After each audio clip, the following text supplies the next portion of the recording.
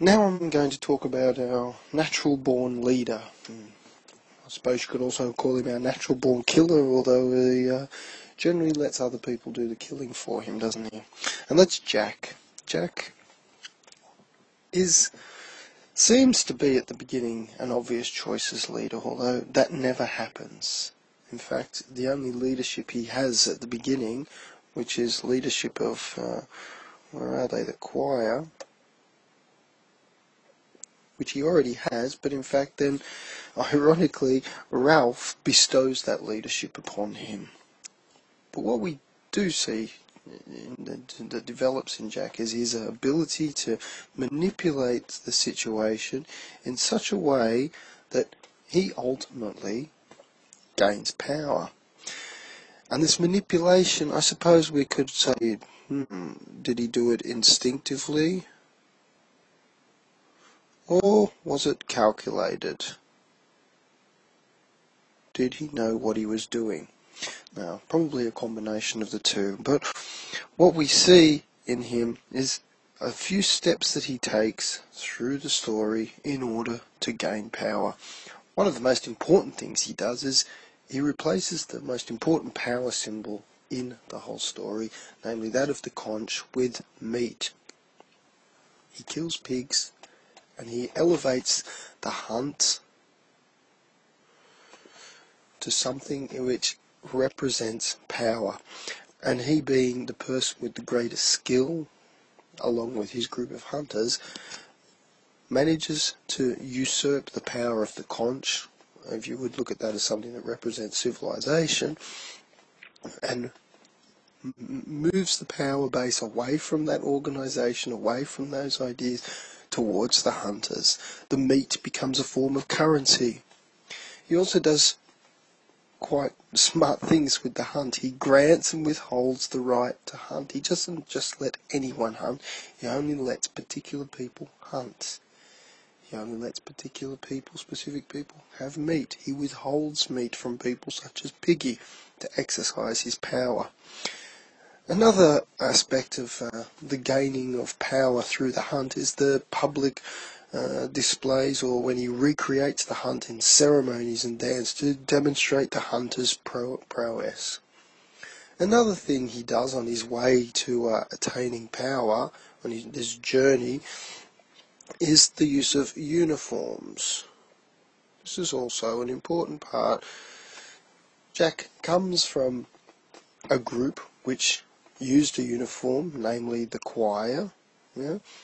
So they start off with a uniform, and then Jack takes them to a new place where the paint becomes their new uniform. And that creates this sense of belonging for the group, the hunt, the uniforms, the ceremonies. Whether this is by accident or a planned process he goes through, all these steps slowly move him into the ascendancy. This wild man, who I suppose, when it comes down to it, if we want to make some sort of parallel with the real world, and given Golding's own history, we could easily look at someone like Hitler and see Jack as a parallel figure. He is a savage person. He represents savagery, without a doubt. He is a killer. His actions result in the deaths of others. He may not necessarily be the person doing the killing, but he is behind it, he is supporting it, he is condoning it. And this evil that we see in Jack is I suppose a worrying thing for a reader as well, because it's something we can identify with. It's our basic insecurities that all leads us this way, and like we can see ourselves in Ralph and Piggy, we also see ourselves in Jack, which is something we detest, his evilness, but we have respect for it as well, because there's a certain amount of skill involved in what he does. It's a very, very calculated process in that sense, and you watch how he slowly gains power by increasing the degrees of dissension that he has. He just starts by speaking out of turn, ignoring the conch in meetings. Yeah, that becomes his first target.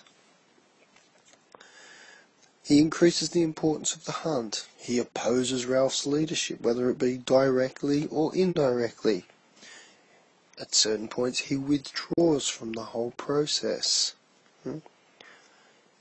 Doesn't want to be part of their discussions. Their organisation tells them it's a waste of time. They're not doing what's important, and then he sets up his own group. And what does that mean?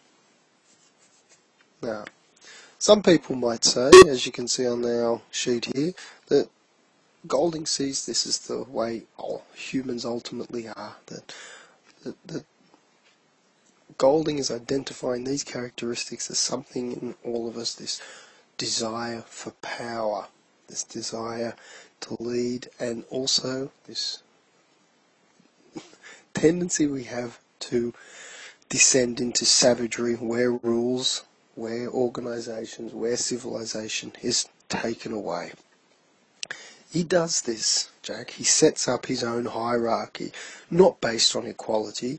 No, it's a hierarchy where he is at the top, and it is based on fierce rituals, the rituals of the hunt, the dance, the ceremonies, the eating of meat, the offers to the beast. And these new symbols give him the power over the group. And this is his role in the whole story, and how he ultimately gains power. Of course, we shouldn't forget that his fate, despite all his skill and everything he does, his fate at the end is revealed in the last scene, and it exposes how transitory his power is as well, with the appearance of an adult.